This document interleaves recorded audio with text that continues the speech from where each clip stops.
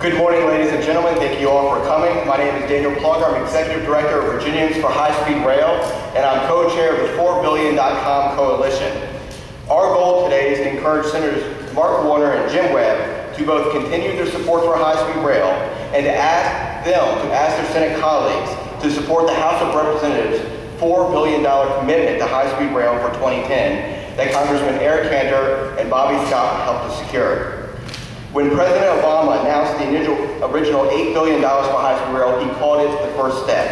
And for that first step, there have been over $57 billion worth of requests around the country. America has spoken, and they've spoken loudly and clearly. We want high-speed rail. This $4 billion represents the next step in continuing to advance high-speed rail and connect the Southeast, Virginia, and Richmond with fast, frequent, and reliable passenger rail service. While Virginia and Richmond continue to be in a competitive position to take advantage of this original $8 billion for high-speed rail, no corridor across the country will be fully developed with this initial round of money.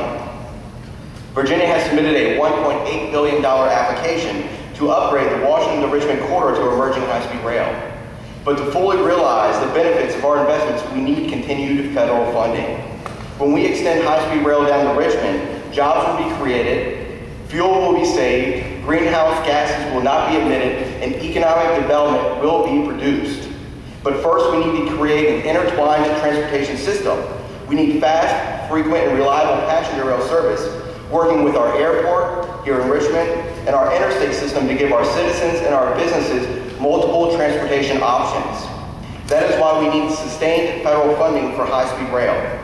So I call on Senators Jim Webb and Mark Warner to ask their colleagues to support the House of Representatives' $4 billion commitment for high-speed rail.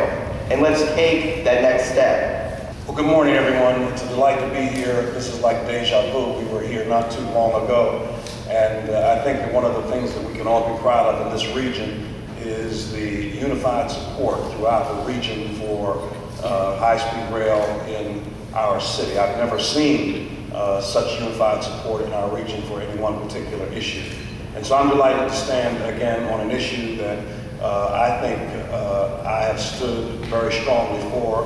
My support for high-speed rail is unequivocal. It is definitely something that I believe is priority number one for our region. I believe that if we're going to be a Tier 1 city, a Tier 1 region, we've got to have a sustainable and high-speed rail system. And so I joined with my colleagues in asking our friends, Senator Warner and Senator Webb, who understand this issue and who have been supportive of this issue. And we simply want to gently nudge them a little bit and tell them that your friends in Richmond need a little bit of help. And we'd like to ask them to adjust that appropriation to $4 billion. I've been to Washington on several occasions to meet with those who are in charge of this decision, and I'm encouraged whenever I go because Richmond is on the map, not just a dot on the map, but the city of Richmond is listed as a part of the expansion of high-speed rail.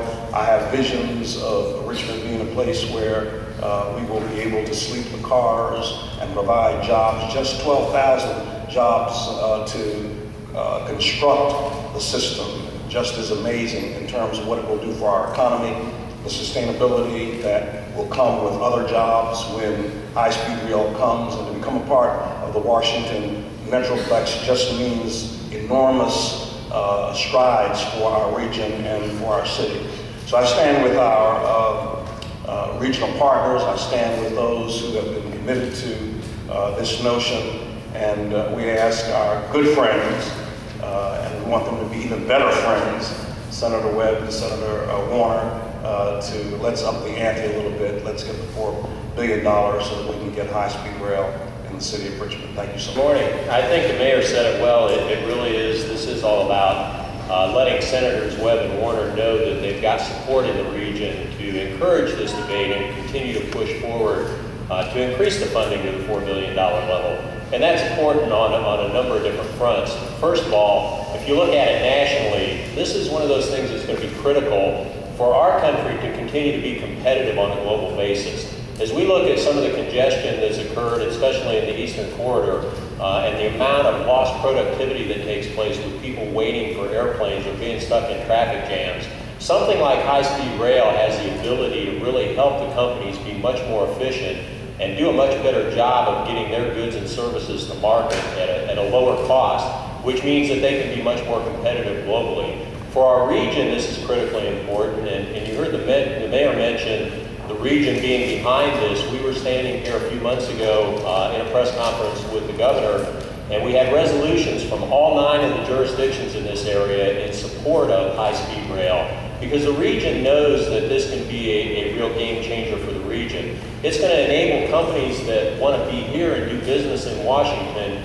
to do that with confidence and with regularity and know that they can get on a train and be in Washington in time for their meetings and come back here and enjoy the quality of life that's here. And on a local level, it obviously is going to have a huge impact on the city, but it's also going to give us some impetus for things like future transit and transit-oriented development in this area that is going to help us as we expand and grow and give us some ideas and ways that we can make that growth be done in a very meaningful and thoughtful way. So this is exciting for us from the job standpoint, both at making our nation more competitive on a global basis, but also creating the opportunity for jobs to be located here and people to live here and shop in this community and spend their money here and support this community, and that's important for us. Thank you.